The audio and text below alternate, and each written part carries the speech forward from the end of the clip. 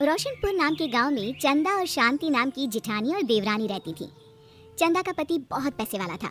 उनके पास किसी भी चीज की कोई कमी नहीं थी और उसके विपरीत शांति का पति बहुत ही गरीब और नशेड़ी था। शांति चंदा के घर में काम करके अपना घर चलाती थी। भाभी, घर पर खाने के लिए कुछ भी नहीं है। अगर आप थोड़ा खाना दे पाए तो बहुत मेहरबानी होगी। मुझे जो भी पैसे मिलते हैं वो तो आपके देवर नशे में उड़ा देते हैं।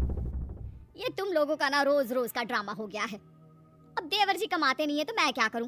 तुम्हारा पति तो तुम्हारी सारी कमाई दारू में उड़ा देता है। रहने दो भूखा उसे। अरे ऐसे मत बोलिए भाभी, आप तो जानती ही हैं कि वो मन के कितने साफ हैं, पर इस बेरोजगारी के कारण उन्हें दारू पीने की लत लग गई है। अरे अपना ये रोना गाना बाद में कर लेना, पहले काम निपटा ले घर का। मेरा और टाइम खराब ना कर। जा गेहूं पीस ले, फिर तुझे कपड़े भी धोने हैं। शांति रसोई घर में जाकर गेहूं पीसने लगती है। पीसते पीसते कुछ गेहूं वहाँ कपड़ों में गिर जाते हैं, जिसे देखकर उसके दिमाग में एक आइडिया आता है। क्यों ना ऐसे ही थोड़े गेहूं मैं अपने पल्लू में बांधकर घर ले जाऊं, फिर एक बर्तन में जमा कर लूंगी और उसे पीसकर रोटी बना लूंगी। कुछ दिन तो ऐसे ही चलता रहा, मगर फिर एक दिन चंदा ने शांति को ऐसा करते हुए देख लिया। अरे पहले तो मुझे लगा तुम लोग बस गरीब हो, पर तुम लोग तो चोर भी हो। चोरनी कहीं की। मुझे तो लगता था तू गेहूं पिसती है, पर तू तो अपने पल्लू में गेहूं छुपा कर ले जाती है। निकल मेरे घर से। मुझे माफ कर दो भाभी, हमारे पास खाने के लिए एक दाना तक नहीं था, इसलिए मुझे ये सब करना पड़ा। अरे तुम लोग मेरे रिश्तेदार हो, इसीलिए दया कर कर तुझे मैंने अपने घर पे काम पर रख लिया, पर तू और तेरा पति हमारे खानदान का नाम मिट्टी में मिलाने पर उतारू हो चुके हैं। आपको मुझे जितनी गालियां देनी है दीजिए, मारना है तो मार भी लीजिए भाभी, पर मुझे काम से मत निकालिए। परिवार की बात है, वरना कोई और ऐसा काम करता ना तो धक्के मार कर कब से घर का बाहर निकाल दिया होता। रोते रोते शांति अपने घर चली जाती है, जहाँ उसका नशेड़ी पति कहता है, अरे कहाँ रह गई थी कामचोर? इतनी देर क्यों कर दी? आज पैसे लाई कि आज भी खाली हाथ वापस आ गई है? अपने हाथ दिखा। जरूर पैसे छुपा लिए ताकि मैं दारू ना पी पाऊँ। नहीं जी, मैं आपसे क्यों छुपाऊंगी, और अभी आप दारू पीने की बात कर रहे हैं, उसी कारण तो आज हम लोगों की ये हालत हो गई है। किसी काम की नहीं है तू, बिना मार खाए समझेगी नहीं। रख, अभी तेरे होश ठिकाने लगाता हूँ। रामलाल शांति को बहुत मारता है। शांति का मन दुखी हो जाता है और वो गांव के तालाब के पास के एक पेड़ के नीचे बैठकर फूट फूट कर रोने लगती है। मैंने कभी किसी का बुरा नहीं किया, फिर भी भगवान मेरे साथ ऐसा क्यों कर रहा है? मैं तो रामलाल जी की फिक्र करती हूँ, फिर भी उन्होंने मुझे इतना मारा।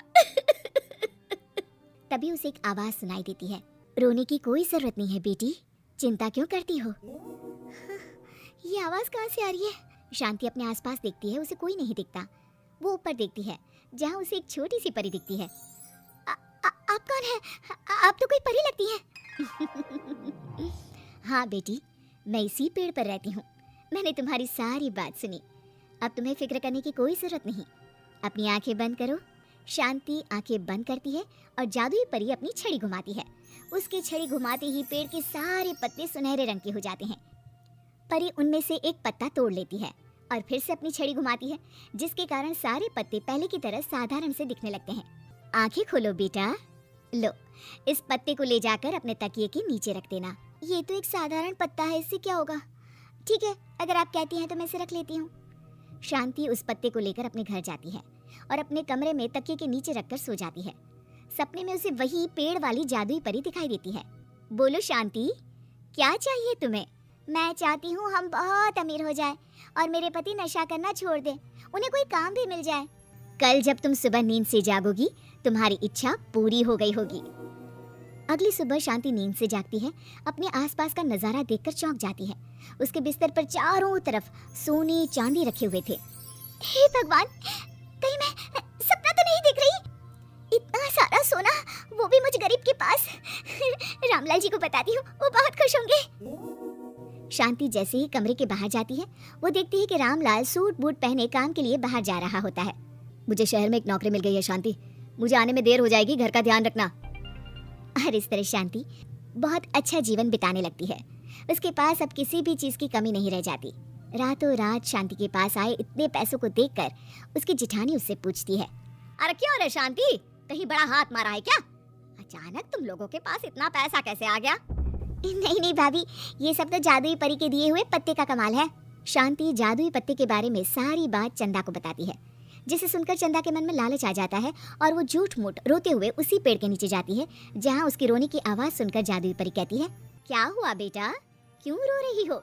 मैं बहुत गरीब हूँ, मेरे पति मुझे बहुत मारते हैं, अब मैं जीना नहीं चाहती। चिंता मत करो बेटा, अपनी आंखें बंद करो। जादुई परी चंदा को भी उसी पेड़ का एक पत्ता देती है और तकिए के नीचे रखने को कहती है। चंदा उस पत्ते को लाकर अपने तकिए के नीचे रख लेती है और अगली सुबह जब उठती है तो उसके कमरे में चारों तरफ सांप बिच्छू रहते हैं। अरे बचाओ बचाओ, कोई मुझे बचाओ। ये कैसा पत्ता है जिसे लाने के बाद उस गरीब शांति के पास तो इतना सारा सोना आ गया और मेरे चारों तरफ ये सांप बिच्छू। अरे कोई बचाओ। चंदा अपनी जान बचाती हुई शांति के पास जाती है। चलिए भाभी, मुझे लगता है आपके घर में सांप बिच्छू को बस जादुई परी ही हटा सकती है। दोनों मिलकर जादुई परी के पास जाते हैं। ये सब तुम्हारे बुरे इरादों का नतीजा है चंदा। तुम झूठ मूठ बस पैसे के लालच के कारण यहाँ आकर रो रही थी, इसीलिए तुम्हें जादुई पत्ते ने उसकी सजा दी। अरे मुझे माफ कर दीजिए जादुई परी, मेरे मन में लालच आ गया था। अरे शांति, तुम भी मुझे माफ कर दो, मैंने तुम्हारे साथ बहुत गलत किया है, फिर भी तुम मेरी मदद के लिए आई। चंदा को अपनी गलती का एहसास हो जाता है, इसलिए जादुई परी उसके घर से सारे सांप बिच्छू को गायब कर देती है। चंदा और शांति आपस में मिलजुल हेलो कर रहने दोस्तों, लगते हैं। ऐसी अच्छी अच्छी वीडियो देखने के लिए हमारे चैनल को लाइक और सब्सक्राइब करें।